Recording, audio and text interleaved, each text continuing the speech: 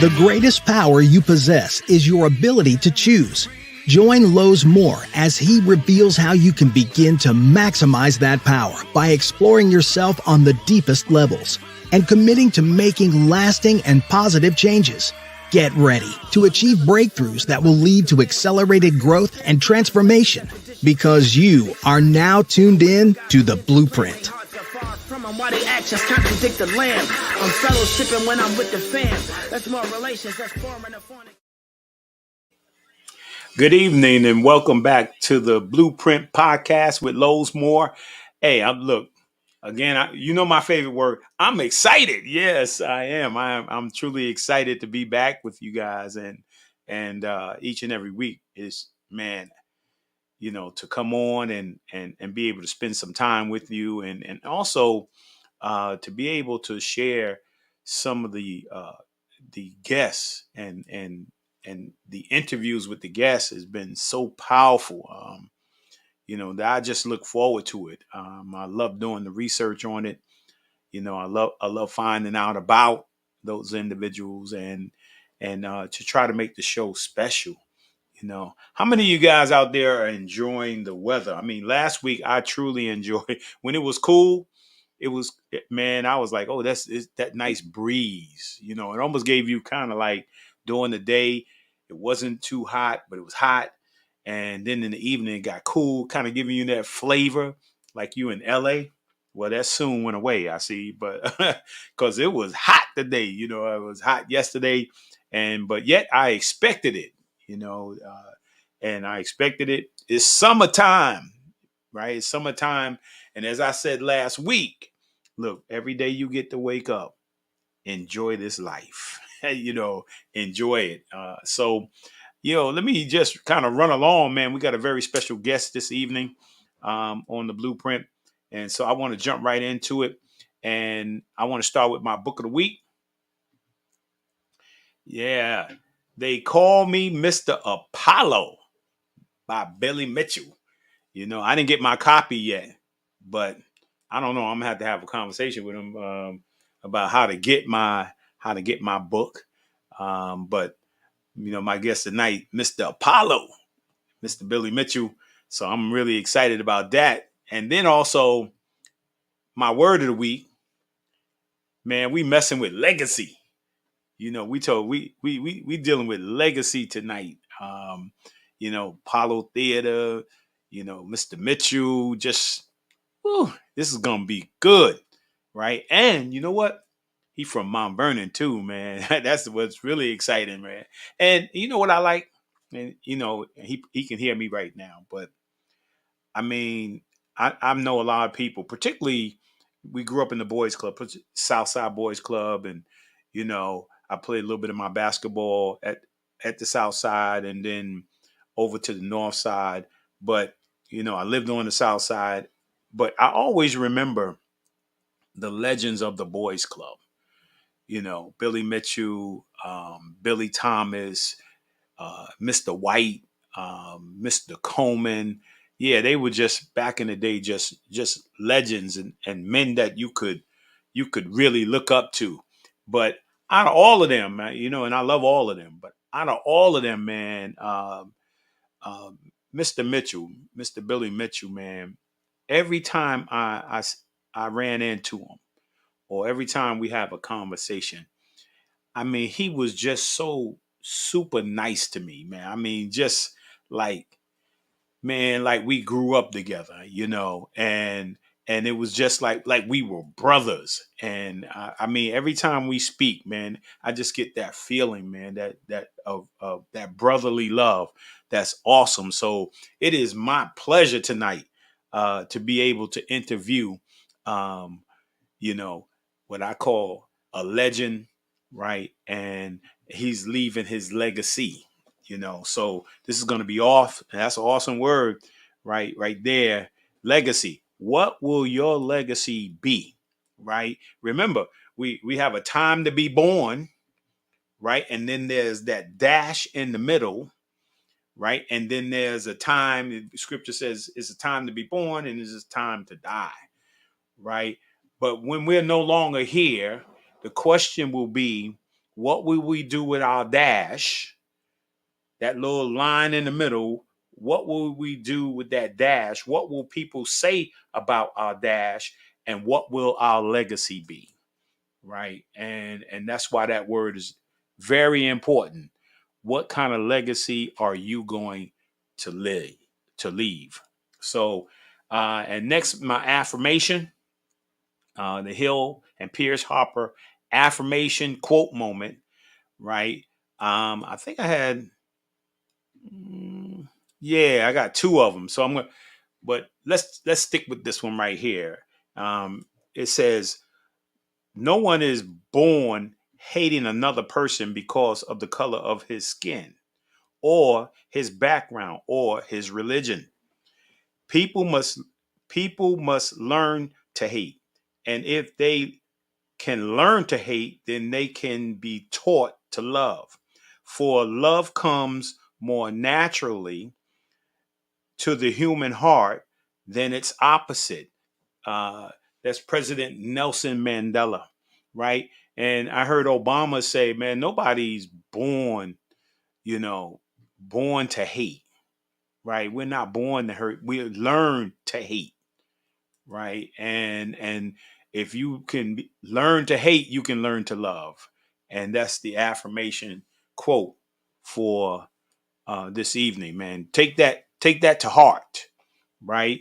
If you see people doing evil, you see people doing things wrong, remember, we were all, man, for somewhat natural reason, man, we gravitate towards what's negative, right? Even though our parents will say, do the right thing, don't say that, that's right, that's wrong, we would always gravitate towards what was negative, right? And but yet it's important, right, to be able to do what's positive. So and let's just jump right into it, because my music of the week, man, I can remember, man, back in the day, 70 West 3rd Street in the projects, man, on the 6th floor, apartment 6D, right? When the Jackson 5 came out, man, my brother Doug thought he was Michael. My brother Curtis thought he was Tito, and I thought I was Jermaine Jackson, right? And man, we used to have those afros, and we used to be dancing around, man, because the Jackson, right? Any of you guys remember? Pop it on the screen if you remember Right On magazine.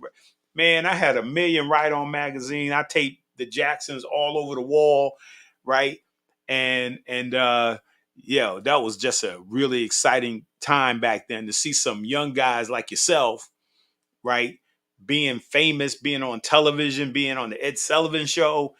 Woo, that was a good time, man, back then. And then also my all-time favorite, and I got to talk to uh Mr. Mitchell tonight, man, because my all-time favorite, I got a story from him, man. My all-time favorite was James Brown. I used to tell my mom, because I used to get teased for having the name Lowe's. They used to call me Lois Lane. They used to call me Knows More, Slows More. They used to call me all kind of names. I used to get teased growing up, man. And I used to come home crying to my mom. My mom be like, quit crying. You know, Mom, can you name me James Brown? Can you change my name? Yeah, that was an awesome time back then. And my mom would tell you, man, I would put that James Brown on, and I get in the living room, man, and I will James Brown and split and moonwalk and sidewalk, man. Just a good time, man, growing up, man, with such famous people, so people that you looked up to, and also not only were great and gifted, right? But they were for the cause. Well, we were struggling out there, man. These men and women, man, was standing up for the cause, right? And they didn't let themselves be influenced by a resource, right? But they stood up. They stood up for African American people back then. So yeah, those are just really good times. And and I think I got some upcoming. Has some upcoming guests. Yeah.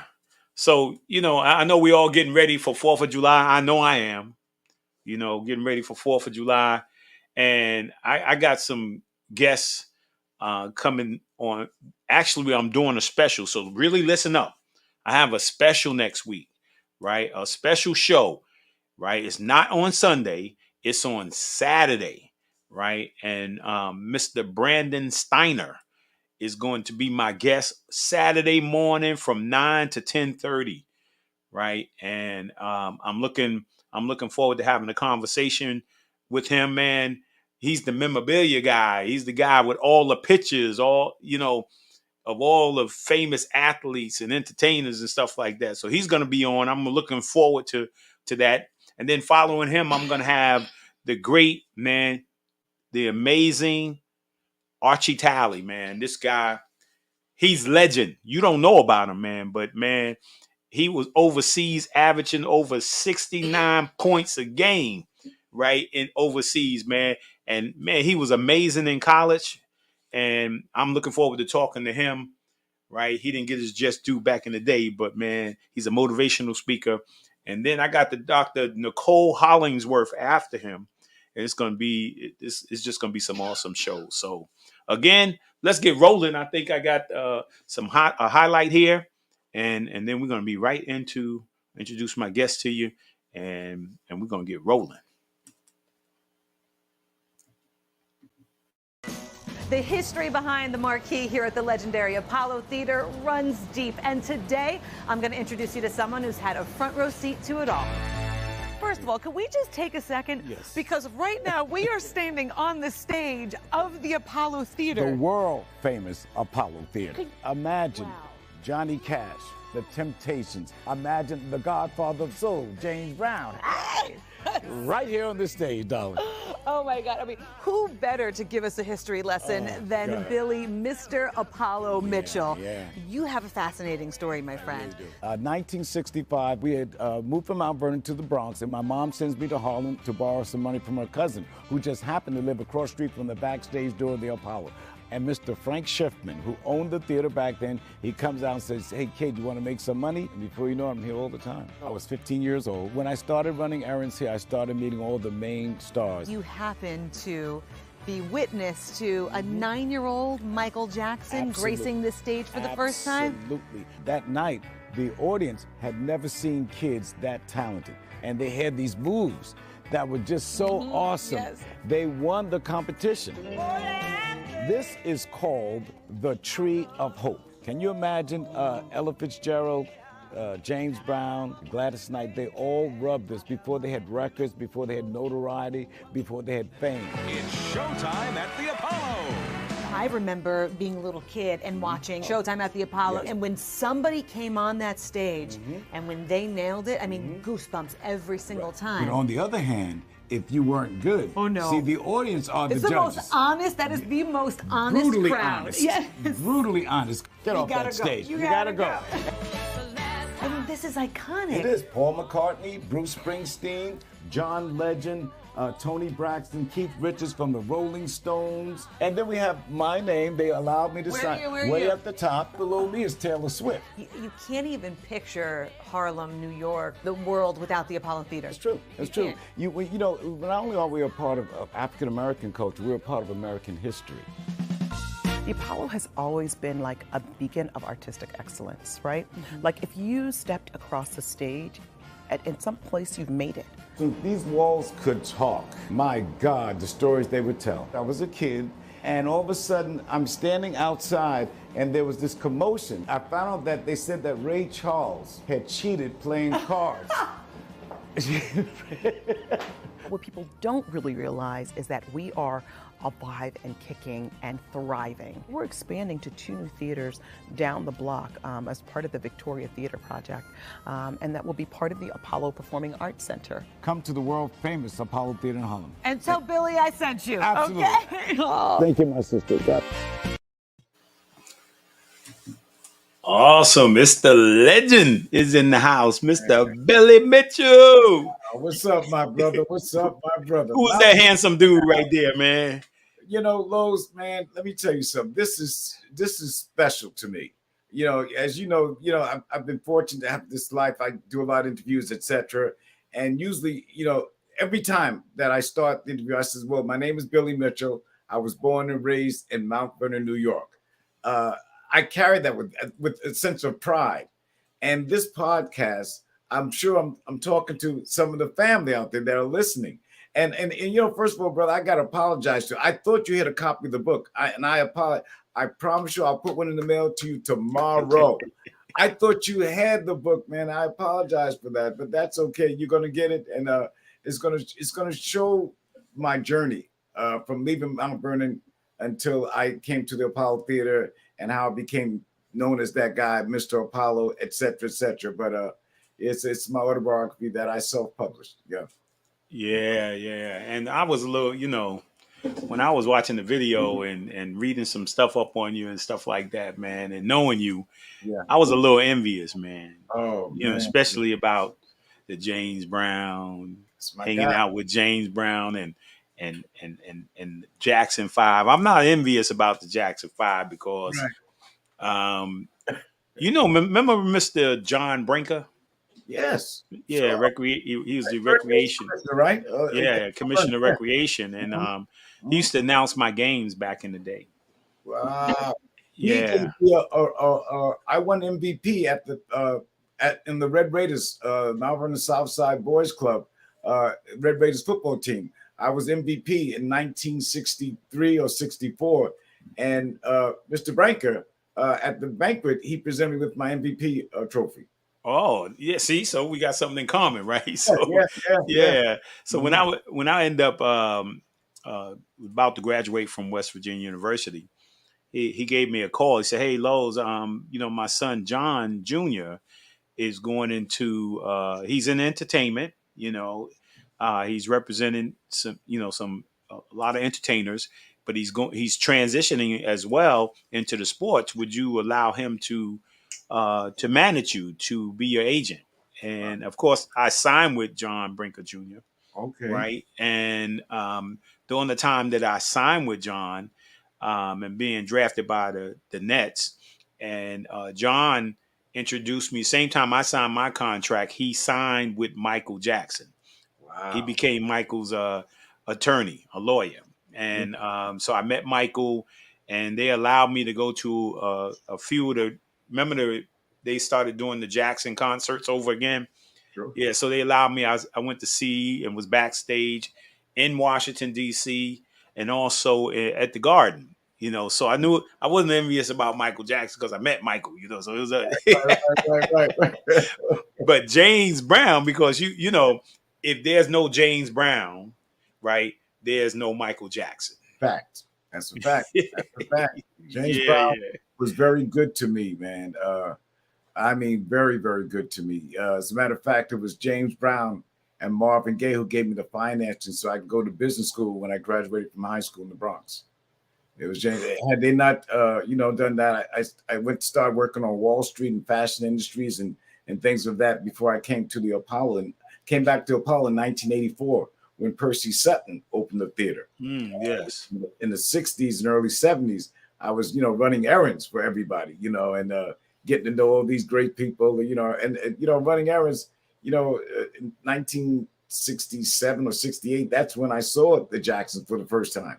Mm. They were performing on amateur night. And I just happened to be there that night, and I witnessed history, being made. It was incredible because they weren't even teenagers yet. They were little boys. Yeah. They were Yeah. little boys, man. It was something to behold. And the crazy part, we're gonna have a whole bunch of Apollo stories, but the Yeah, crazy part when I was a little kid, and trying to be like the Jacksons, of course, the Temptations, yeah. the Manhattans. Oh You yeah, can go, yeah, the Four Tops. You can go on and on and on back about Mhm. that. But I know you probably remember is Benny Harrell, Oh yeah. Jeffrey Tyndall, Mm. Stanley Glover, Stanley Glover. and Wow. Carlton Sproul, right? Carlton Sproul. That's Mm. Sproul's Larry's younger business. brother.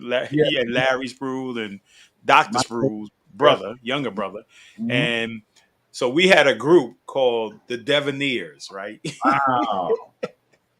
and literally, and Pastor Sproul now was our drummer. So Wow. and then we got in. Benny Harrell knew his aunt was Nancy Wilson. Oh, God. Right. So he called up his aunt and stuff like that, and we got invited to amateur night at the Okay. Apollo.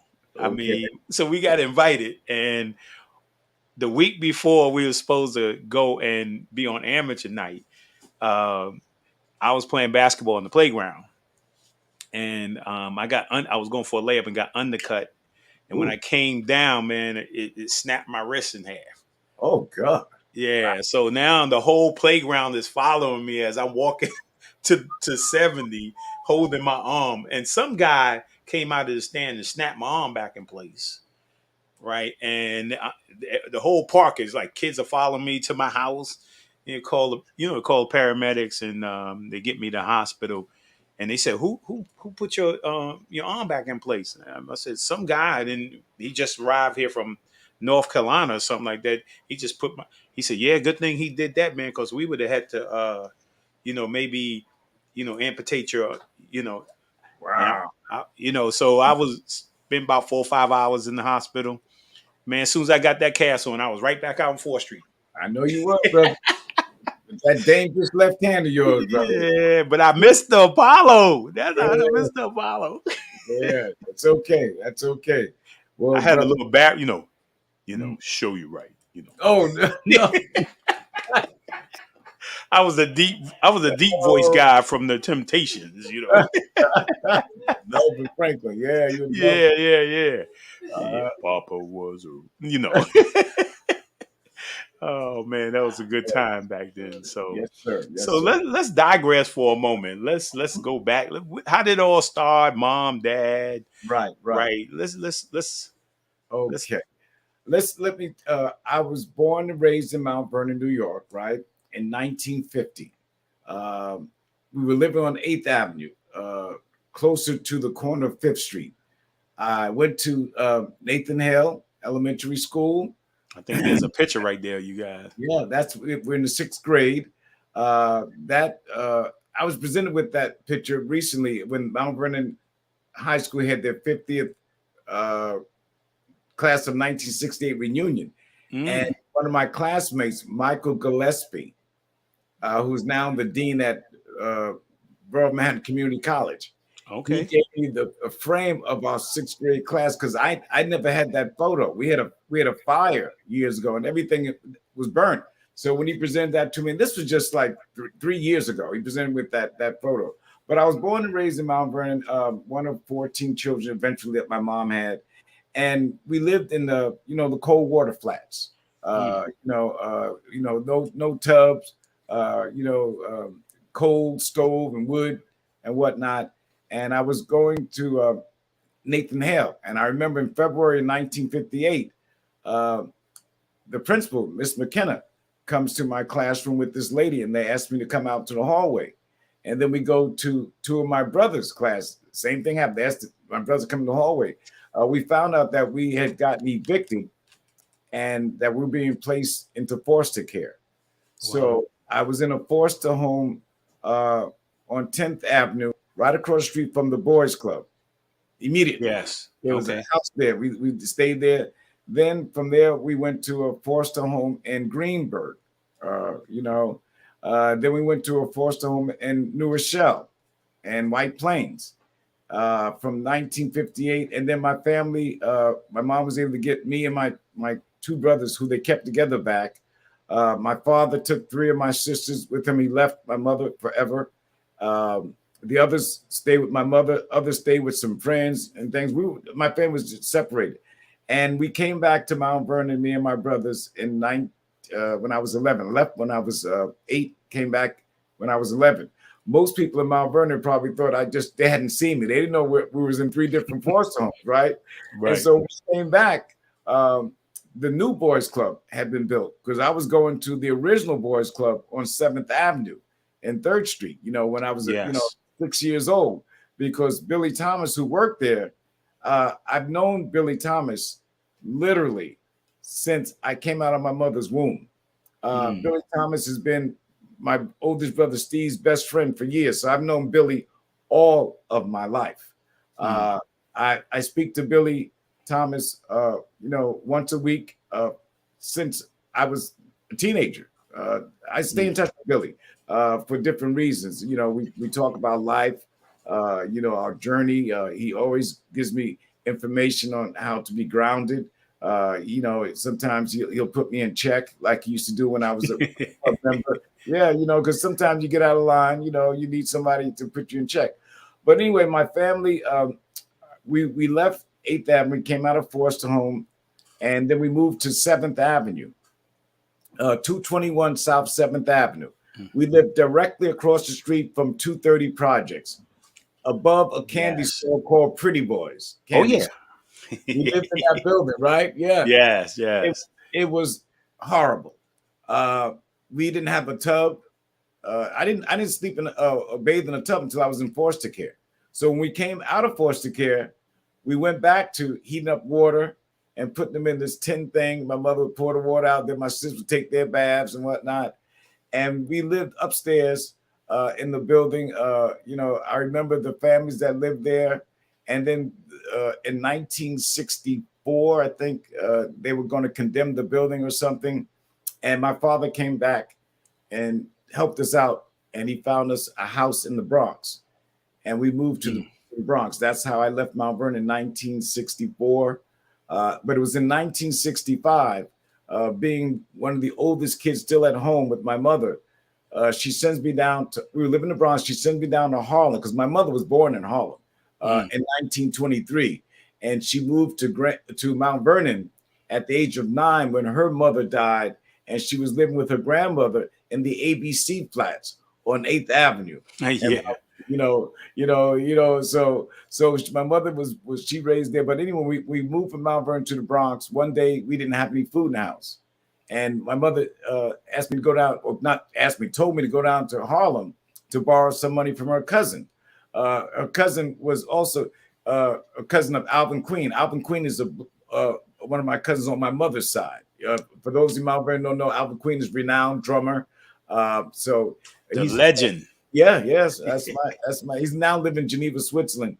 But my mom sends me down to Harlem to borrow $20 from my cousin Essie. Right, she was visiting some people in Harlem. So the building that I was supposed to go get the money from her she wasn't there, and it was right in back of the Apollo Theater on that street, 126th Street. So I'm walking up and down the block waiting for her to come home, come to that building, and I hadn't had any breakfast that morning, Lowe's, or anything to drink. And as I'm walking up and down the block, I started getting dizzy. I was probably getting dehydrated. So I go and cross the street to get out of the sun from that side where my mom's cousin lived.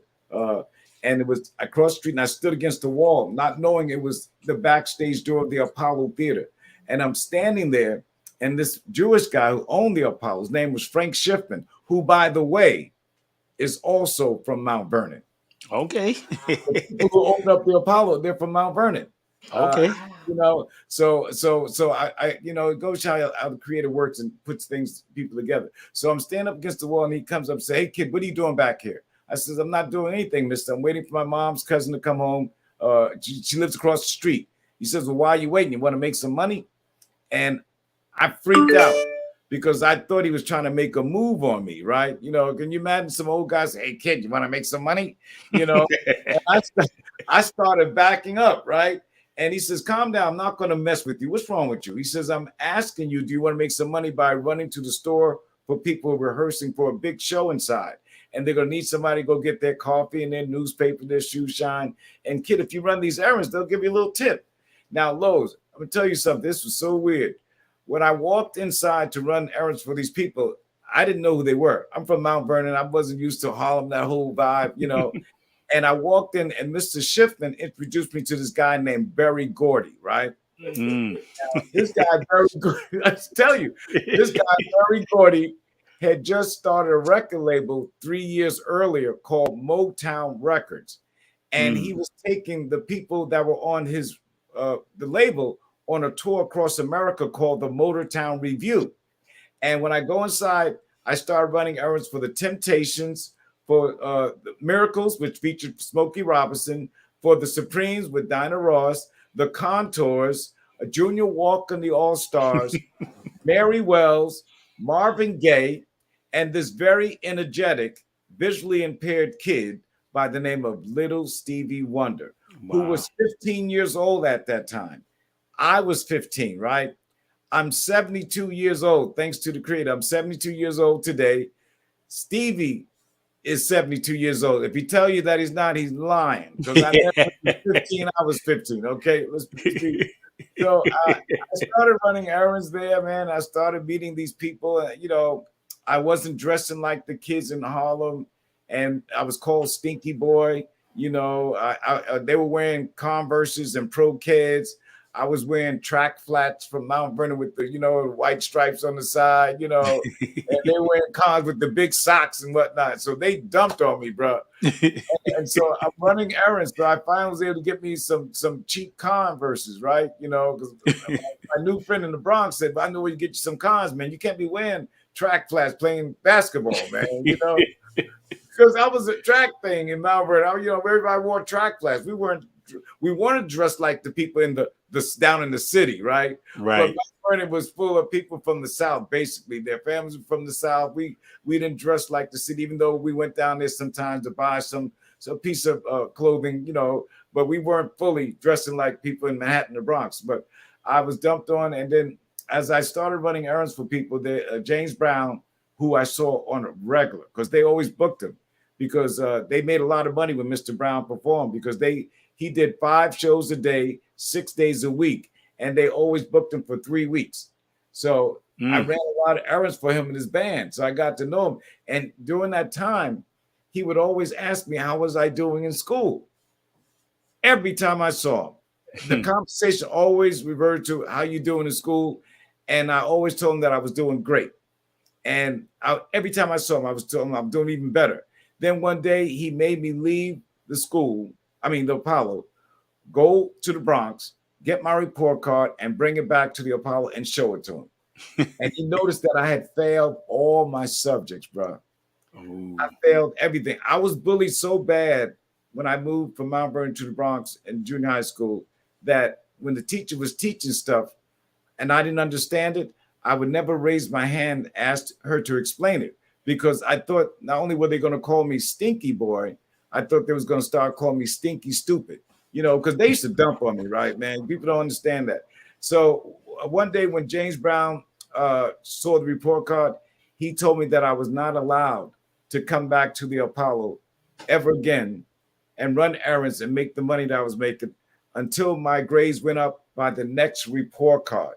Not the next semester, not the next year, by the next report card. He says, I'm going to check. And that scared me, because the money that I was making running errands, I was helping my mother pay the rent in the Bronx. I was helping her to buy food. I was able to go to AJ Lester's and put down on a sweater or some pants, so I could start looking the part of a city guy, right? Right. When he told me that I wasn't allowed to go back to the Apollo unless my grades went up, I went to school the next day and I started raising my hand, asked the teacher to explain stuff that I had been not paying attention to. And I thought that my classmates were going to laugh at me. I was cognizant that they were watching me, raising my hand. They looked at me like, what? And I thought they were going to laugh. But I found out that my classmates, they didn't understand some of the lessons either. So after a while, my classmates started raising their hand and asking for help until it became a game. So before you know, we're now getting the answers to all the questions that are going to be on the test. And I went from failing everything to being on the honor roll. And I kept up my grades all through high school. I would see Mr. Brown, show my report card. He would bless me with extra money. And when I graduated from high school, Evander Childs High School in the Bronx, he asked me what was I going to do. I said, I want to go to business school. I want to be like my oldest brother, Steve. Steve was a businessman, self-made. Yes. I want to be like Steve, right? And he says, well, it costs money to go to school. You got any money? I said, no, sir. And everybody knows my story. James Brown reached to his pocket. He pulled out this knot, man. And he started peeling off these dollars, 50s, 20s. And I took that money that James Brown gave me that day, along with some money that I had saved from Marvin Gaye. right? Because Mom had gave me some money, and I didn't tell my mother about this money because I was saving it so I can get into this business school, right? And I took those monies and I applied to a business school, and I started working in banks and on Wall Street and in fashion industries. And I did all that from the early 1970s. And I left that corporate world in 1984 when I found out that this man who I looked up to and loved by the name of Percy Sutton, he was the Manhattan Borough president, businessman. He eventually owned Intercity Broadcasting, which owned WBLS. He was Malcolm X's lawyer, and he was opening up the Apollo Theater. So I says, I'm going to leave this corporate world. I'm going to see if I can get me a job at the Apollo. I go there. All the administrative jobs and clerical jobs were already taken. And the only position they had for me was as an usher. And I took that job. I was getting ready to get married the following year. My fiance, or my present wife, she says, "What, Billy, why would you quit a Wall Street job to get somebody's tickets and show them to their seats? I mean, the money's different. What's wrong with you?" And brother, you talk about having faith that things will work out. I knew that if they gave me the opportunity, I'm from Mount Vernon. I know how to hustle, right? If they gave me the opportunity, I will show them that they need to hire me and give me different positions. And that's exactly what happened. Percy Sutton, after I became an usher, he made me in charge of the ushers. I trained the ushers. Then he let me open up a store. Because of my business background, I used to manage Apollo Theater gift shop store. We have in the lobby, we got a gift shop stand. I used to run an actual store. And I was also in theater back then, following behind Denzel. I got into theater. Yeah, I'm telling you the truth. Yeah, I think we got a picture of you in the theater. Yeah. I started doing things with following Denzel, and I started doing films and things like that. And I got cast to do a scene in Malcolm X with Denzel, and so they started having me co-produce Amateur Night with Rob Cooper, who created Amateur Night. And so I started doing. Then I became a stagehand for It's Showtime at the Apollo. Then I started doing group sales for the Apollo. So I had all. Then I started running the free movies for kids. So I had all the marketing. So all these different positions I've held at the Apollo. In 2003, people in Harlem started calling me Mr. Apollo. Wow. I've never called myself that ever. That's why the title of my book is called They Call Me Mr. Apollo. I've never called myself that. I'm Billy Mitchell from Mount Vernon, aka Billy Boy Mitchell from Mount Vernon. I know who I am. All right, Yeah. And so you see my family. Wow. Oh man, on the lower right, that's my daughter in the turquoise. My daughter, Mount Vernon knows as Makiba, but her name is Desiree. That's Makiba, and she's holding my granddaughter who just turned 7 today, and that's my other granddaughter on Makiba's right. That is Dominique. Dominique lives in Mount Vernon right now, and on the left, that's my granddaughter whose birthday is today. Her name is Devin Blake. And then in the top right, that's me, my daughter Brittany, my queen Barbara, who I love my wife, man. I'm one of them dudes that adores his wife, man. We've been married. August will be 36 years. We've been together. We've been together 46 years. Yeah, she saved my life. That's my sugar wooger. That's what that's my sugar wooger. Ooh, my girl. Man, bro. Hey, I love my wife, man. There's not a woman out there will tell you that I never messed with a woman since I met my girl. I met her on January 1st, 1975. I was in a relationship that was about to end. I met her, and man, I didn't want to blow it, Lowe's. So I started doing my thing, and she kept inspiring me. My wife thinks that there's nothing I can't do. And I think keep reminding, I can't do that. Billy, yes, you can. She's one of those type of sisters, right? Yeah, that's my wife. I know. Because you would not be the Lowe's more that you're not without my sister Patricia. I know that. You ain't got to tell me because, we men who are smart, we know when we got a good thing. Check the box. We don't want to blow it. So we make sure that we keep our game tight. We make sure that we're responsible men. We make sure that we take care of our families. We know that we have a woman that won't take no mess from us. I don't care what people in the street think about you, but let me tell you something. You're in my house, listen, let me tell you the real deal, sir. Because my wife will put me in check just by giving me that look. She ain't got to get it. That ain't gonna work. She give me that look, man, that will make me feel like this when I get out of line. I adore my wife, and that up to the left, that's my dad. That's my guy. May he rest in eternal peace. I love my father. Really, it doesn't matter what happened when we were kids. I've always loved my father, contrary to other members of my family who couldn't stand him for what happened. Things happen in life. I don't blame him for things that happen. Nobody knew his story about why. And when we got older, we shared that stuff.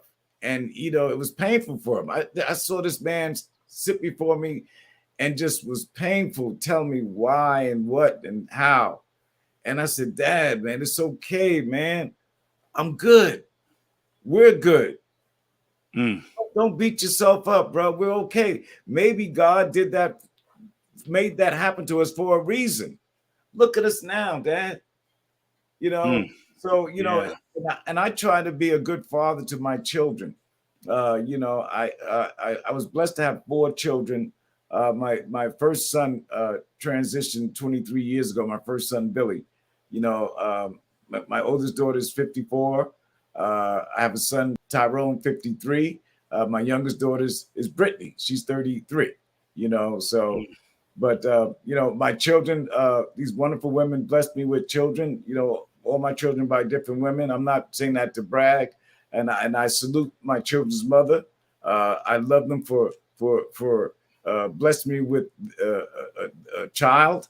There's nothing going on with me and them or anything like that, but I thank them. I will always respect them, and they know that, but it's been a wonderful ride at the Apollo, Lord. So much has happened for me and in my life because of my associates with the Apollo Theater. I've been places in the world that I never thought I would ever go because of my job. Last year, just to show you an example, it's not to brag. Sometimes I don't like to tell people about my experience because to some they may think that I'm bragging, but I'm just trying to share. Nah, you just got favor, man. Man, I'm so grateful, bro. And I know where it came from because I didn't have anything to do with these blessings, not anything. And I keep telling people that. I said, man, stop saying that, Billy. I said, no. Do you know who blessed me, man? Y'all better get your life together. The Creator God is in charge of everything. That's right. Everything. That's right.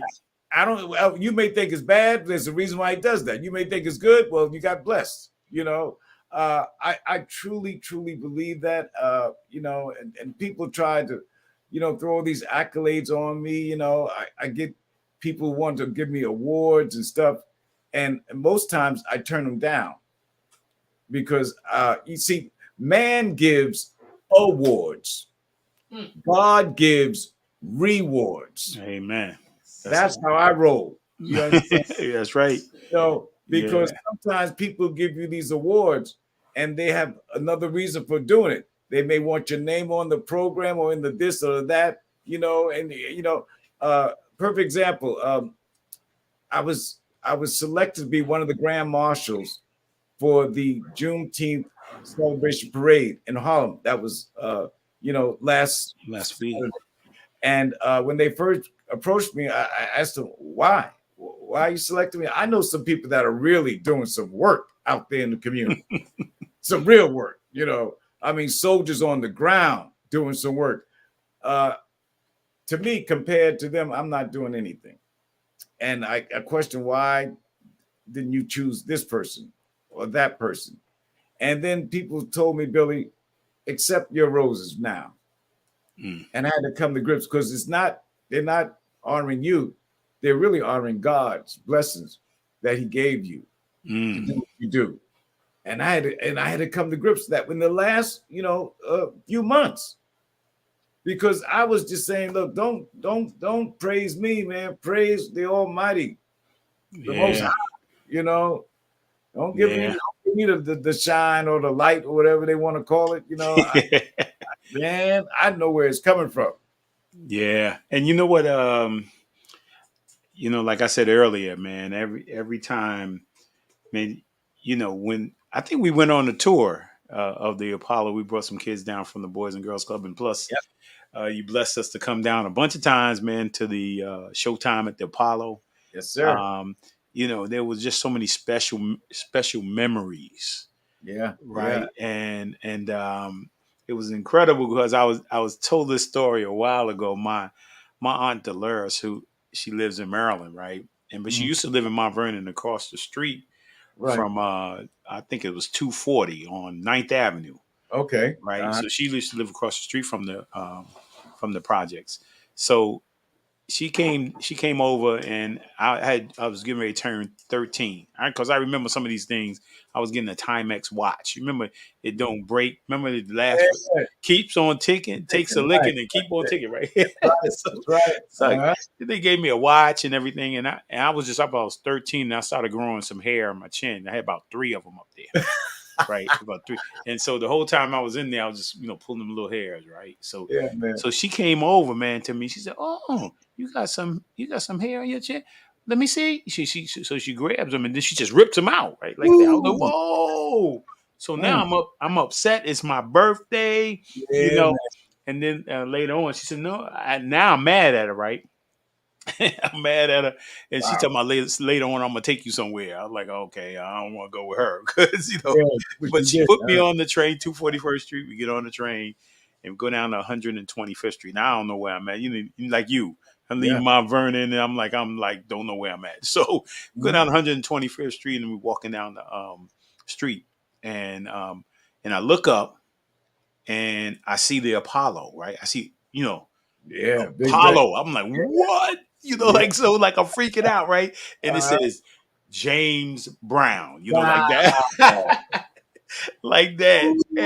And Ooh. so, and then it was a store right next to the Apollo. Yep. It had all the African stuff and the buttons of James Brown buttons, and all Mhm. that kind of stuff like that. So she takes me in and she gets me the button with James Brown on it. Man, I take a picture and I'm on the button, Wow. and then we go in and we sat middle in the middle row, like 7 rows back in the middle. Oh, man. And I was in a Mm, daze mm. watching James Brown. I Yeah. forgot all about the little hairs. The pain was going, all that was All going. that stuff was going. I love my aunt. Yeah, James Brown. Yeah, James Brown, man. I Special, mean, special man. Apollo was just magical, man. I've seen literally, when you talk about the Apollo Theater, I'm talking about, Europeans that people don't normally, or white people, as people call them, that normally don't think play the Apollo Theater. And white people have always played the Apollo Theater. I've seen Johnny Cash, I've seen Taylor Swift, I introduced Paul McCartney in concert for Sirius Radio at the Apollo. Uh, the night that I brought my Mount Vernon High School class of '68 to the Apollo for a tour, it was the night that New Kids on the Block and Donnie and I go way back when they first came out, right?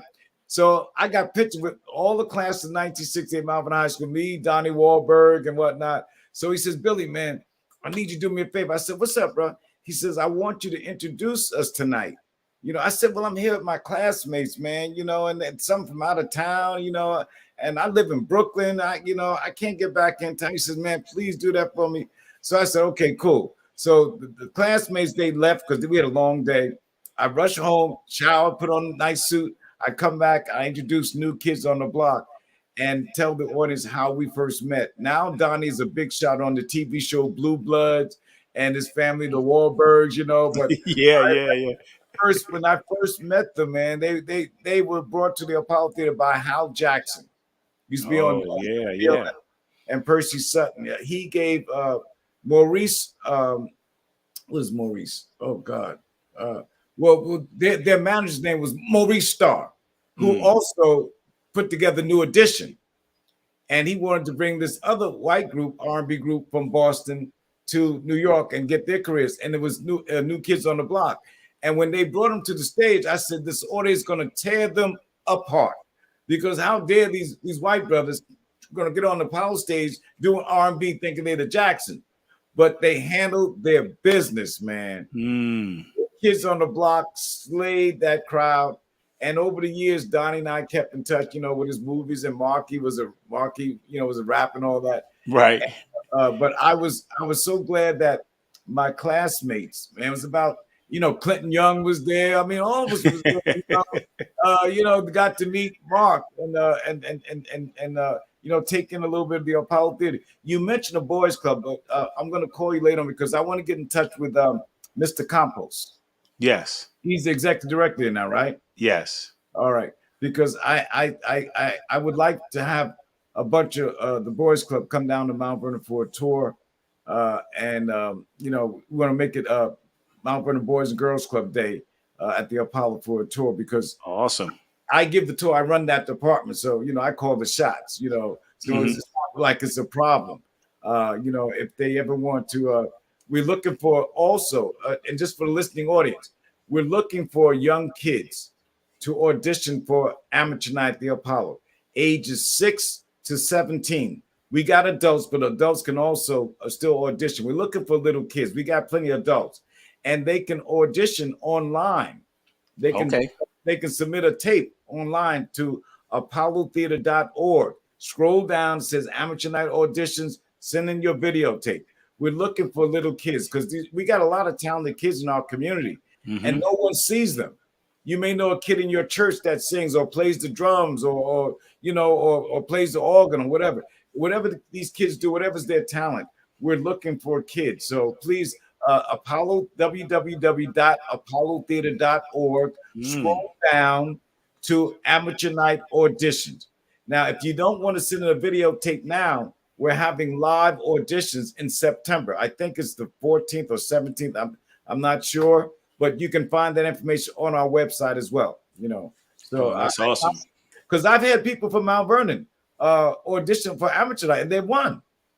Yeah. I was one of the founding. I remember who was there. Somebody was there from Mount Vernon. Because I was one of the founding members of Arts on Third with Judy Williams, right? Yes. And we used to do that. I used to host an Amateur Night segment, right, on the festival, and the winners of that, they would be able to come and audition for Amateur Night at the Apollo without having to stand on lines and going through all the bureaucracy. I would always hook Mount Vernon up. And man, Mount Vernon never let me down, man. Whenever somebody from Mount Vernon got a shot, they did. And I said, yeah, they're from my hometown, man. I love Mount Vernon, brother. Yeah. Mount Vernon is awesome, man. Yes, sir. Yes, sir. Yeah, and we had a good time. I posted a picture the other day. I just seen it up there. It just comes up every year on my thing where we were playing in 4th Street Playground.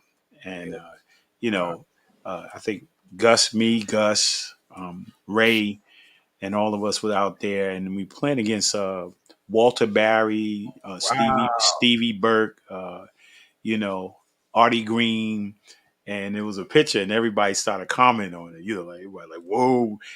We remember those days, but then you go back when I was a little kid, and you couldn't get in the park as a little kid to play, because Bill Ples and all those guys were out there and playing, and you could look through the fence. You look through the fence and watch them play for a while, and then you go back over to 7th Avenue. Yeah. You're right. Yeah, because you couldn't get in the park. Right. And watching Squid and all those guys out there. Yeah. I remember those games too, man. As I got older, I would come from the Bronx and with some of my new friends and taking the 4th Street, see you and Gus and Ray, And the thing about, Gus and Ray, we go way back.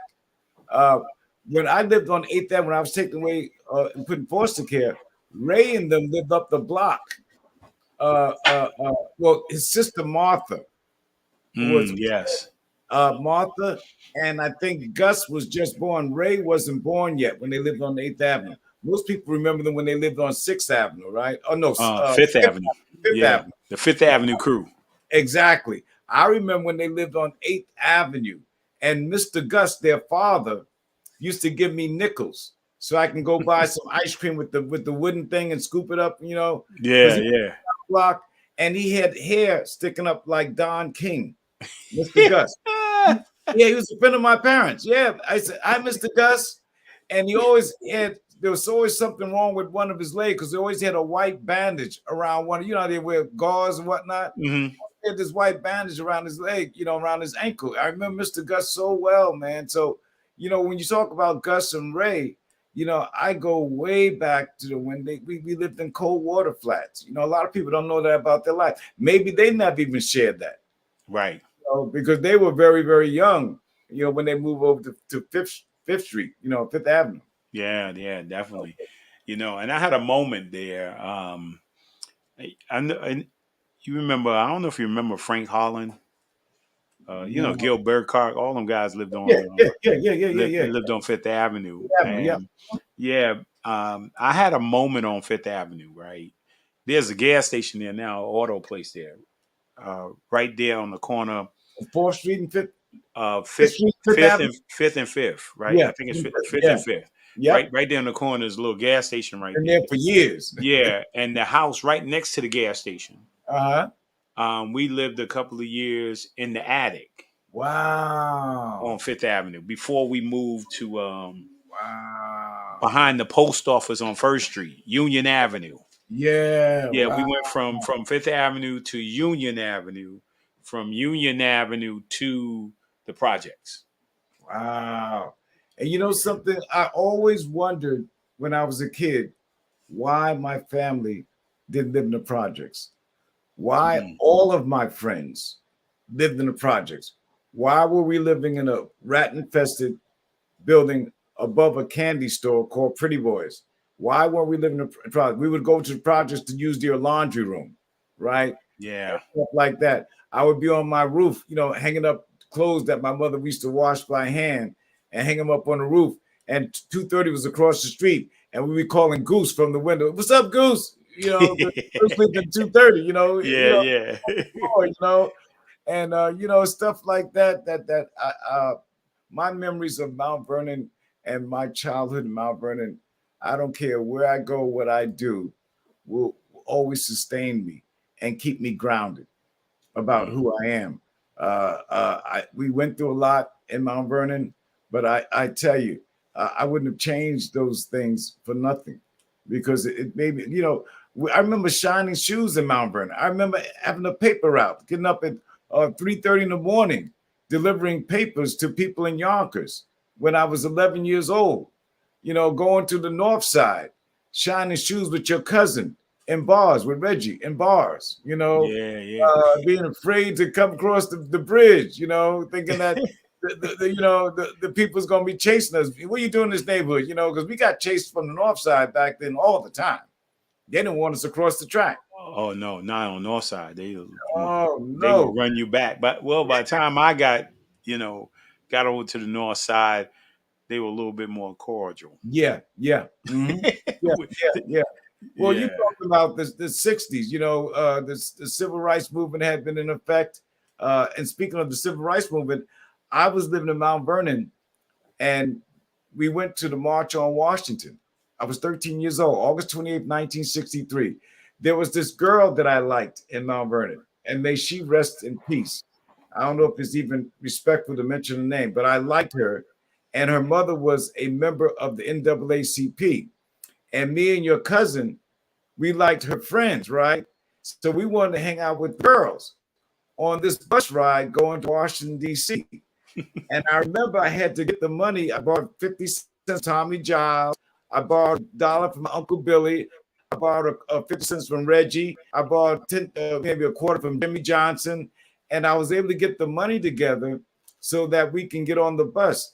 Now we go to Washington, not until we got our way back. Because when we got there, there were thousands and thousands of people, bro, with signs and whatnot, And I didn't hear Dr. King's speech because we were trying to find out where those girls were. We were following through the crowd. Like, yeah, we was following your cousin, they, man. they missed a moment in history. And we missed it, following behind them girls. And on the way back on the bus, did the adults fully understand or explain to us why we went? For housing, to be able to vote, to be able to buy, a home, for education. We didn't understand all that because a lot of people don't know. We were still not given our rights federally till 1964, to civil rights movement, and thanks to all those soldiers and people that fought, we didn't have the right. With Jim Crow, we used to march up and down. I remember vividly marching up and down 9th Avenue and 5th Street with some people saying, Jim Crow must go. Jim Crow must go. I didn't know who this dude Jim Crow was. I know people that like this dude Jim Crow. I said, I don't know who he is, but people in Mount Vernon do not like him. And I got involved with the civil rights movement. Then I, started coming to the Black Panthers, meetings and things like that. Even though I wasn't an actual member, I would go to meetings, and I started getting, more conscious about our struggle. But it started in Mount Vernon, man. Yeah, consciousness started me in Mount Vernon, bro. Yeah, no, and those are very important times. I mean, you came up in a very important time in history, man. It was life changing, and yeah, and I know we got some pictures here. We're gonna put up some pictures so you kind of look at you. It's not like you haven't seen them before, but oh yeah, that's me and Coach K. Yeah, K. He brought the team down when Jabari Parker and Publi were graduating, and they were in town to do a game at the Garden. And Coach K decided, to give them a little culture, and they contacted me. He brought them for a tour, and ever since then, I get a card from Coach K every year, a Christmas card or something. How you doing, Billy? Yeah, I mean, this is my favorite. Yeah, man. I mean, ain't that deep, man? Yeah. Coach K, and then you saw a picture of me and 50 Cent, Curtis Jackson. My man D Nice. I've been knowing D Nice for years, and then my boy Eric B and Tretch from Naughty by Nature. That was years ago. I mean, these are people that I get to be around, and that's wow. See, the guy in the yellow, he used to be a bartender at the Apollo Theater. His name is Eamon Joseph. He is now on that TV show Snowfall. He plays the head drug dealer. Then up the top, that's me and Lenny Green from WBLS, The Quiet Storm. Lenny and I, we host events a lot of times at shows.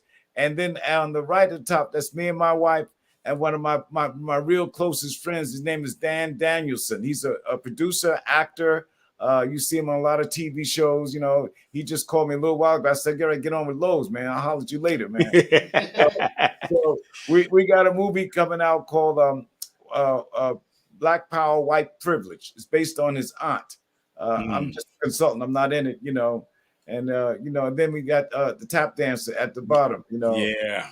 That is my main Savion Glover. Yep. Yeah. Cool brother. Reminds me a lot of Snoop. Because you come around him, man, you smell it all over in the air, man. We went on a trip. We were doing an exhibit down at Washington African American Museum. Me, him, Dionne Warwick, and whatnot. Because they think alike. You know what I'm saying? You know what I mean? They think alike. And I was in the room. I said, "Yo, man, I don't get down, man. Been there, done that. Bought a t-shirt, man. I ain't down no more. So, but it's people like that I get to meet, man. And that is, in the middle there, I got on my Mount Vernon, shirt. Yeah, and that's CeeLo. It's CeeLo Green. That's right. That's right. CeeLo Green. I won a Delco Award next to me in that picture. That's Miss Grace Jones. Years ago, I won a Delco Award for a play I did called Bo Gator. And then below that picture, me and Grace is DJ Jess. He's the DJ for the Apollo Theater. And next to me, stand with that man with the leather jacket. He was 99 years old. He was a Tuskegee Airman. Yeah, man. And a few months after that, he passed away, you know.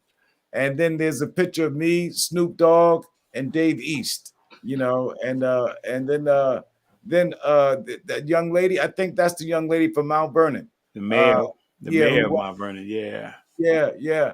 And then above her and me is he's the director of the Apollo documentary that was on HBO. His name is Roger Ross Williams. This brother is the best director. He is so.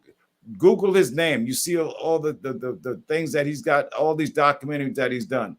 You know, just incredible brother. You know, he's from the Netherlands, but he lives in Harlem as well. Nice, man. Just And that is me and Anthony Hamilton. That picture was taken last week, 2 weeks ago. And then in the green, that's my son Tyrone. That's my okay. you know. And below my son is Nat Adderley Jr. That's Cannonball and Nat Adderley. That's Nat Adderley Jr. And that's me and Ray Chu from Ray Chu and the Crew. Ray, Okay. yeah, that's Ray Chu. That's my brother. And me and Uh-oh.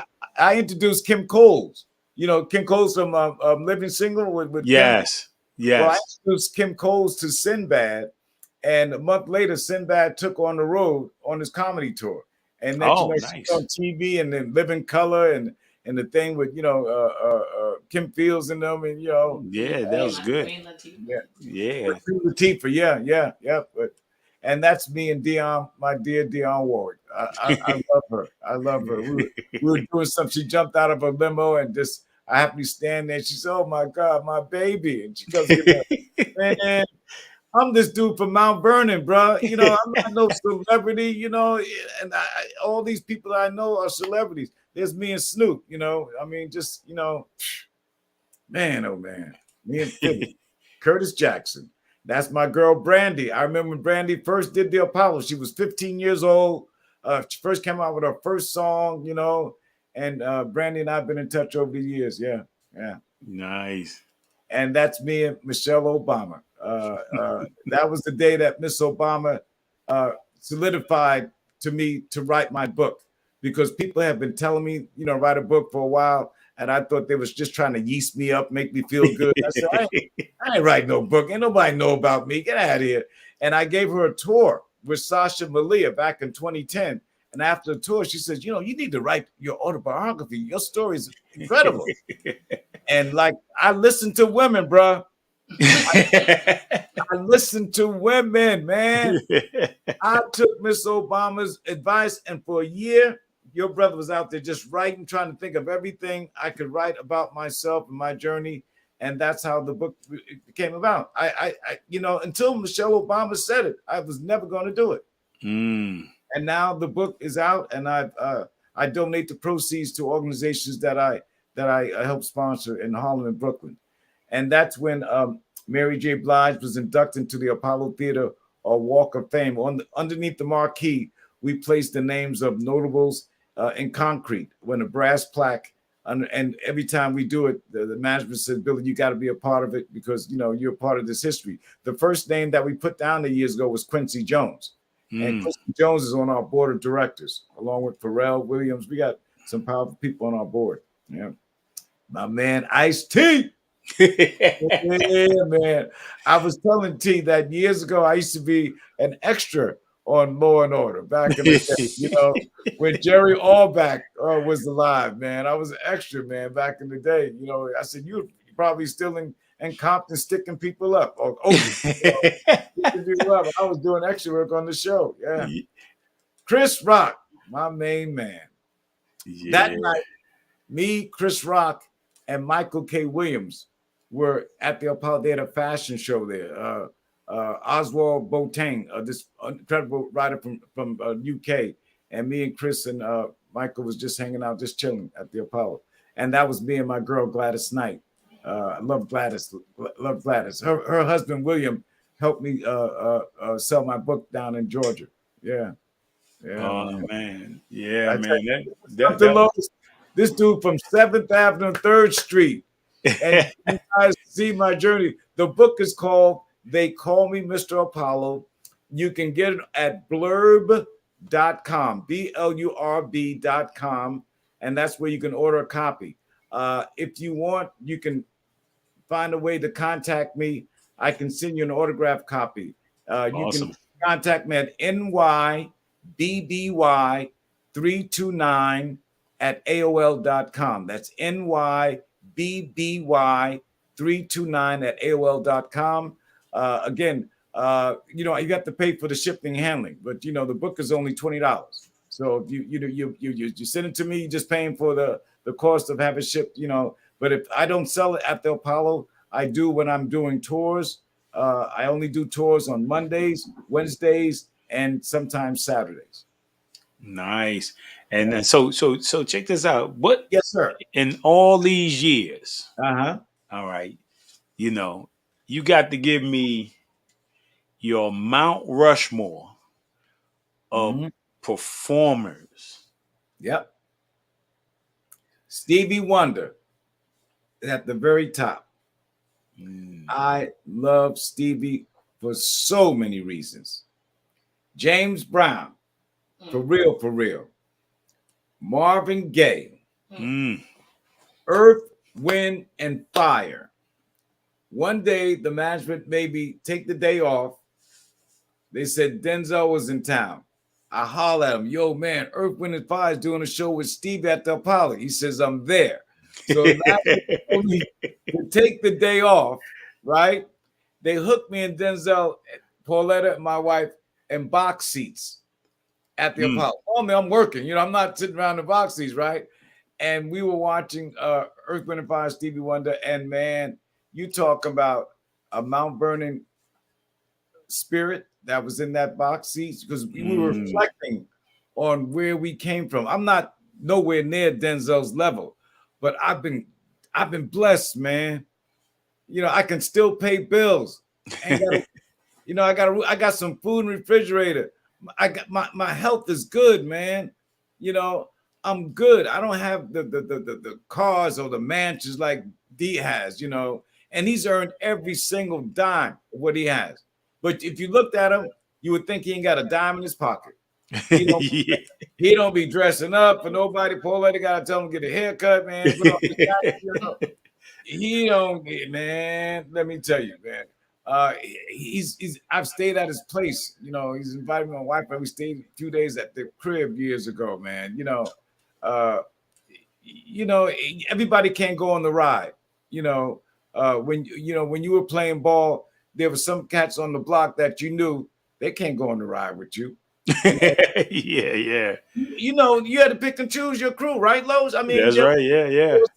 And I've had to do that all my life. There's people I love, but I can't take you on this ride, bro. Yeah, it's true. This is my ride. You got to find your own way and do what you got to do to better yourself. It's not depending on me. Oh, I see. There's a quote there. Gregory Thomas. Me and Greg went to Africa. Yeah. Years ago, we went to see Cohane, Natanya Halevi, aka formerly known as Wayne Boykins, right?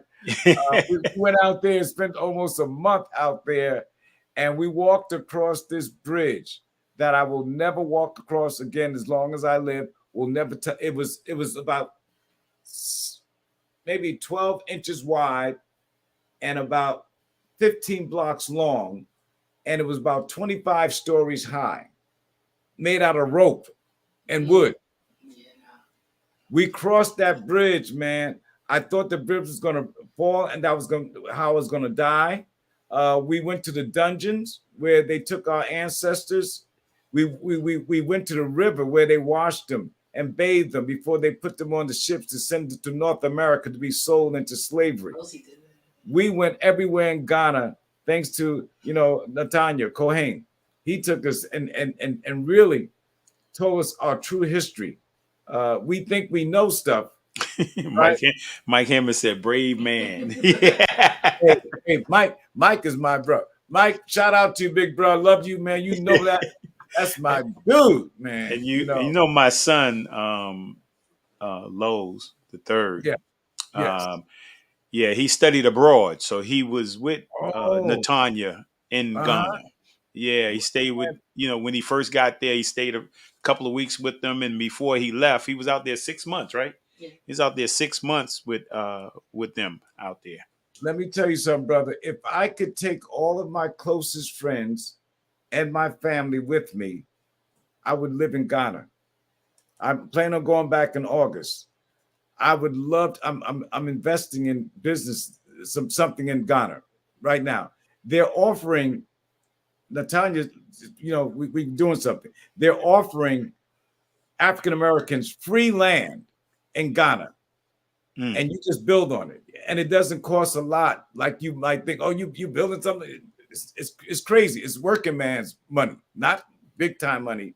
Um, I would love to live in Ghana, man. mm, I would absolutely love it. I know I'm at the tail end of my life because I got more years behind me than I have in front.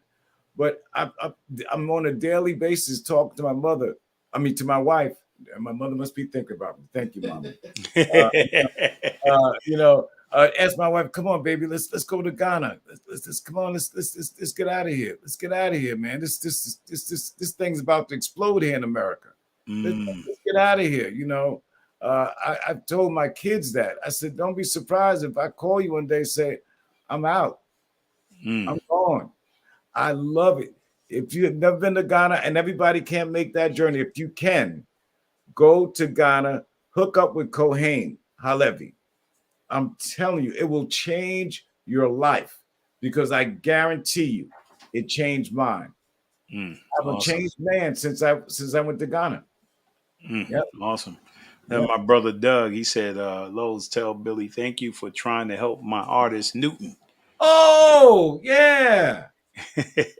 What up, Doug? Wow. Yeah, and then Ron Flemings, we had Ron Oh, Flemings man. up there. And It author, said, us coach, younger dudes Coach used to Fleming, look up to Billy and and my and brother and, and Wayne. my brother Wayne. Yeah, man, my Both of brother them were Wayne. cool brothers. Oh, man. We knew back in the 70 projects. Yeah, man. Used to live above Pretty Boy. Hey, He you know knows the what? Let story. me tell you something, man. He know it. Back in the day, you had them penny cookies, and they What? they weren't little cookies with the strawberry in the middle. Man, oh, come on, Lowe's. Tell the truth. Shame the devil. That's and, right. and and and the big ones with the yellow icing on the top Yes. or And the the pink Mary icing. Janes and the Oh Mary yeah, Janes yeah, yeah, yeah, pearl yeah. nuts. Man, if you could never starve, man, because you get 25. You had 25 cents, you get 25 cookies. And then the adults was gambling in the back, pretty boy. Yeah, yeah, yeah. Oh man, Mount Vernon, Mount Vernon. yeah, man. I mean, like, That's that hey, brother somebody give me a Alfred. quarter. Yeah, man. Oh God, man. Oh man, I could talk about Mount Vernon, my experience in Mount Vernon all day, all night. I never get to do this. I do interviews. They're short, they're sweet. And I know I'm speaking to family when I'm on your show. I yeah. hope that more people listen and put the word out about the blueprint. Let people know what Lowe's is doing, man. Come on now, stop playing. Well, people Support come on yourself. and they relax, man. They relax, and sometimes people just tell it all. My bishop used to say at Emmanuel, man, you can't tell it all, but they try to tell it all. There's some things I ain't never gonna say. I, I don't give a darn. But there's some things I'm gonna take to my grave. Then that's the truth. There's Yeah, it's something people don't need to know. yeah, that's true. There's certain things people just don't need to know. And I'm not saying all these things are bad. Whatever. There's certain things. People just don't need to know. Let everybody know all your business. All your business. Well, my wife was making a comment now. He said, how do the young artists today, or shall I say, today's music compare to back in the day? Well, a lot of these artists today, there's a lot of things that are electronic, in the studios. There aren't too many, musicians that are really true musicians, like groups like Mint Condition, and these are bands, man, that play. The younger artists, they're good for this time, you know. Mm. But those of us who lived through the 60s and 70s and 80s, we sound like our grandparents. Man, that's what some good old music back then. You know? Man, they told a story, man. You understood what they said, you know. And some of these brothers out here, you know, I honestly, I'm into hip hop. I'm into all different types of music. You know, some I like, some I just don't appreciate. Some I can't understand what these guys are saying because they're speaking so fast, and they label it as hip hop. The hip hop I know, you know, will a hip, a hop, a hip, hip hop. You know, I know that hip hop. Now they talking about I'm going to what? Yo, I'm telling you, I don't, and I'm not knocking people because you know every generation has their flavor. That's why I Yeah. like all these different types of ice cream. There's different flavors, and maybe I'm telling my age, but there is some hip hop that does that stuff that I really like. You know, they got a nice you know beat to it or whatever. But there's some stuff I just say, well, God, I don't even know who this person is. You know, and my daughter said, That's oh, you don't K. know? I don't know who this person is. My family's got me love mother. Those more. It's more. Oh, Yeah. God bless you too, Kay. God Yeah. bless God bless you too, K, man. you, Hey, man. who let me tell you something, man. I got another Apollo Theater story. You used to go down there. You know, I saw Sly and the Family Stones at the Apollo.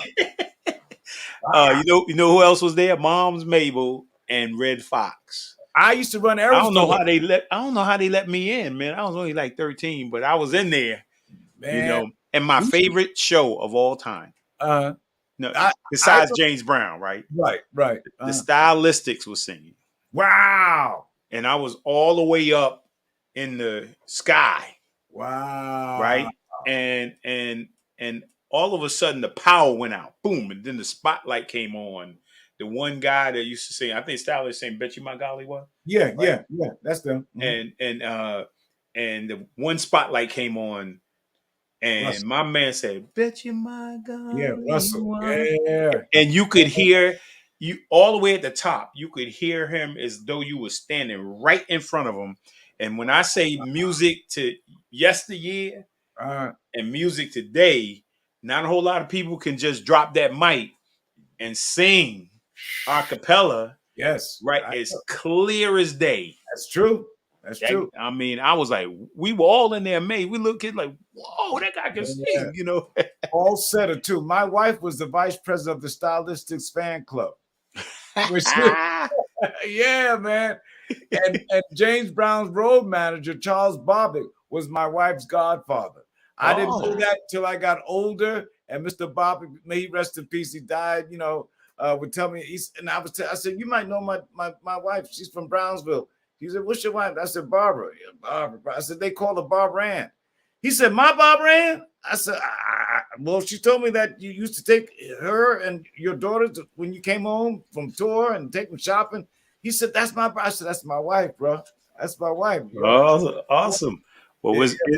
it's not K, it's Mount Vernon Smitty. Mount Vernon Smitty. Yeah, what's up, Smitty? What's up, Smitty? Hey, my wife said, I got her. She ain't got to say another word. but we were there. Just for the We were there for the American Gangster. Oh, that was with Jay-Z? With Denzel. Remember Denzel we did the showing at the Apollo. I thought because Jay-Z did a concert. Oh yeah, we saw and then we did my first year at the Boys and Girls Club. We did a fundraiser there called Do Wop Love. Oh yes. Oh yes, I remember that. Yeah. Wow, that was a fundraiser for the club? Yeah, that was a fundraiser for the club. Because so many things happen, I don't know why, who's involved. Because if I'm not involved with stuff, I try not to get involved because they will get me involved. You know. Yeah. I got enough things on my. You know, I didn't know that. Wow. Yeah, but we got to get down to the Apollo. Who's coming? We got to figure out who's coming to the Apollo. You got to check our website because I don't know a lot of times who's coming until it's printed, on our website, because we're always booked. Now that we're back open and they changed the protocols about entry, because at one time you had to show that you were vaccinated, and then you got to show proof of this and that. Now they those restrictions are not out there anymore. All you have to do now is be masked up. If you're a performer or going on the stage or backstage, you have to be COVID tested that morning. If I'm going backstage doing tours, I'm going to take people up to the dressing rooms, which I stopped doing because people, they have to go through the trouble being tested, and people come from all over the world, and then they have to make them leave to get tested. They're not doing that. So when I do the tours, the further you can go is on to the stage. You can't go backstage to the dressing room where I normally used to take people on tours, But it's still a dope tour, I hit it. I hit it with some history that I let people want to sing on the stage. Apollo doing the tour, tell a joke. Yeah, man, they love it, bro. Yeah, you had my man down there too. Talent was down there. I mean, he hosts the show for. Man, that is my guy, man. I remember when Talent was born. Literally, when he was born, his mother Carol and I were close, man. The Seawoods, they used to live at 230. Yes. Yeah, I remember that. I remember when Talent was born, bro. And we talk about that all the time. He tells people probably he knows my entire family. I remember his grandfather, Jake. He was tall like Goose. I remember, man. I know the sisters, Deborah, Gwen, Carolyn. I know the whole family, man. Yeah, and our birthdays are in like the first week of May. So he's always celebrating his birthday a week long. Right. And I hustler. don't know if I was having a moment, but me and my wife I was like, hey, babe, on Friday, can we go support Talent? He was in New Rochelle. He did a show in New Rochelle for his birthday, birthday thing. Right. And we went there. I mean, I don't know about my wife, but I know she was laughing, but I laughed so hard. I was like, I mean, tears was coming down, man, and hey, they were just a riot. We celebrated the end of the year celebration for the second season of the podcast, June, the first Sunday in June, and Talent popped on, and JB popped on. We had some fun. Them guys are characters because they used to always come and do stuff for the boys club. I remember. We used to do a banquet one year, and all of you guys were up there. You always taking a group picture, and I felt some kind of way because I wasn't. You should have just came up and ran up there, man. I don't do that, man. Unless I'm invited, because it was you, JB Smooth, Talent, and somebody else. So I think it was Leon. Somebody. Yeah. You should have just came up. Mount Vernon is in the house. What happened? No, I was in the hallway with y'all, and some baton was taking pictures. So I went to try to squeeze, and somebody elbowed me, man. They were boxing you out. They boxed me out. They did a Lowe's bomb out behind, man. And I felt some kind of way, so I just stepped away from the photo because they probably said, "Well, nobody know who you are," blah, blah, blah, blah.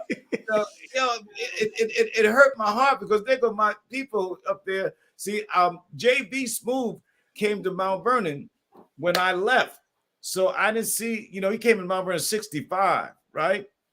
Because he's from down south. He's from North Carolina, right? Yeah, both of us was born in Plymouth, North Carolina. Yeah, because JB Smooth didn't come to Mount Vernon till the mid '60s, and I was out by then. So I can't walk up and say, "Yo, what's up, baby? Remember back in there?"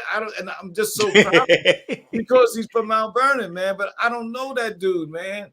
And I meet him one day, which I know the creator's going to make that happen. So it's going to happen. Well, we got to get JB at the Apollo. Man, listen. The Apollo, we don't do shows. People bring shows to the Apollo. We got to get somebody to bring him there. We rent out the theater. The Apollo, like remember years ago, like they used to do with the Apollo. Well, that doesn't have all these shows that you hear at the Apollo. Somebody brought it to us, and they want to do it at our venue. Live Nation, Sirius Radio, all these big promoters. It costs too much money to book these people nowadays, and when you only have 1,578 seats. So the ticket price will have to be so high because JB is clocking crazy dollars. Yeah. Crazy dollars, man. Right. I was watching the movie last night, didn't know he was on it. I know he was on that movie. It was about the Avengers or something like that. Oh yeah, he's Spider-Man. Spider-Man. I said, what? JB was in that back then. He was making money like then. It was beautiful Oh to see, man. man. Beautiful to see. Yeah. Yo, man, this has been. I see the clock Yeah. is ticking, brother. Yeah, this has been awesome, man. I Brother, was look, looking forward to it. man, I Yeah. was wondering when you was gonna holler at a brother, invite me on the show, man. I was saying, man, I got love for Lowe's. Why don't I have a brother on the show? You know, you got me on the left side of my heart, brother. The right side was cool, but I said the left side feeling some kind of way, you know. But Nah. it's been a pleasure, brother. Yes, sir. I'm gonna holler at you later on. Get your address so I can get that book to you, and you and the Queen. I mean, anything you want to do at the theater, I got you, bro. All right. That's Thank you. That's Appreciate that, man. just the truth. I don't like to front and say, "Yeah, man, come on down. I'm gonna take care." I don't, because there's certain things I can't do, even though people think I can do and call all the shots the Apollo. Right. I stay in my lane. That's how I've been able to be there all these years. I stay in my lane. A lot of people come there and they drop my name. Yeah. It's Billy's cousin. I'm Billy's. And they'll say, and because I tell them to tell them and what? Unless you call me and tell me you're coming, and you want something that I can provide, don't just come and drop my name, because I let security know, unless I give you instructions, treat everybody. I don't care if it's my family, because the people drop my name all the time, and they like I run the place. I don't. I'm part of a team. It's a team effort at the Apollo Theater, but I've been there long enough that I got a lot of respect, and I earned that. I've earned it. I'm Awesome, from Mount Vernon, man. Mount Vernon, man. Yeah, You know what I'm saying? yeah. Bro. Well, Yeah. well, Billy, man, thanks, man. This has been awesome, man. I've enjoyed it. God Yeah, bless you. man. God bless you too, man. May the Creator continue to bless you and your family, man. Your beautiful family, man. Thank you. Same to you. Man. Yeah. Mean that. So let me sign us off here. So Yes, sir. again, man, this has been wonderful. Man, we got the legend who's gonna leave a legacy. Here on the Blueprint Podcast, we want to say thank you guys for your support each and every week, man. You've been awesome. Man, look, 4th of July is coming up, and this is a time for family, right? This is a time to pause for a moment. I always say every day you should pause for family. Wow. Right? But this is an opportunity to pause, get together. I don't care how hot it is, man. I'm not even going to worry about how hot or cold it is. I love getting together with family, love family. So enjoy it, right? I love you guys, and I look forward to seeing you next Saturday. Yes, sir. Next Saturday morning. Brandon Steiner is going to be on, man. Wow. We just picked up a picture from him with the John Stocks dunk. Right? Ooh. Yeah. My new son-in-law, my new son, got the picture for his dad for Father's Day, and Pastor Pogue over at the Centennial. Wow. And and he's gonna be on the show, man. Brandon got a lot of energy, man. And money. And money. And money. Oh, yeah. My wife used to practice her AAU team in his gym at the house. Okay. Wow. In the house. With the bowling alley. In the house. You got that kind of money. Yeah. So again, and then I got Archie Talley, man. He's a great story, man. A legend out of West Virginia. He didn't go to West Virginia University, but he was a legend in West Virginia. This guy's motivational speaker, man. Amazing with the ball, man. Nice. And in Germany, you won't believe this. In Germany, he averaged 95 points a game. I mean, that's crazy. Yeah, just crazy. In the other country, he averaged 60, 65 points a game, right? And just a legend, man. And then I got Dr. Nicole Harris. Hollingsworth, man. She's on the board of the Boys and Girls Club in Mount Vernon, and she used to be with Montefiore as well, man. And I'm looking forward to having a conversation with her about some health stuff. Yes. So yeah. So God bless you guys again. Look forward to seeing you, Mr. Mitchell. It's an extreme pleasure. My pleasure, brother, for real. Yes, sir. All right. So, God bless. Take care. Bless you.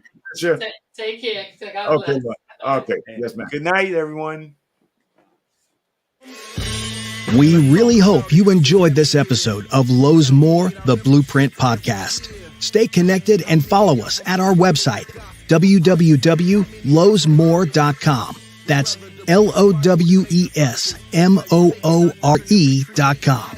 You can also join the discussion on Twitter at Lowe's More and on Facebook at Lowe's More Jr. As always, thank you for pushing your mindset towards a better reality. This concludes the most thought-provoking portion of your day. Don't forget to like and subscribe to this podcast to stay fully up to date with everything we're up to. Until next time, be kind to yourself and each other. What they teaching is a joke. I ain't buying it like I'm broke. Insufficient funds for insignificant.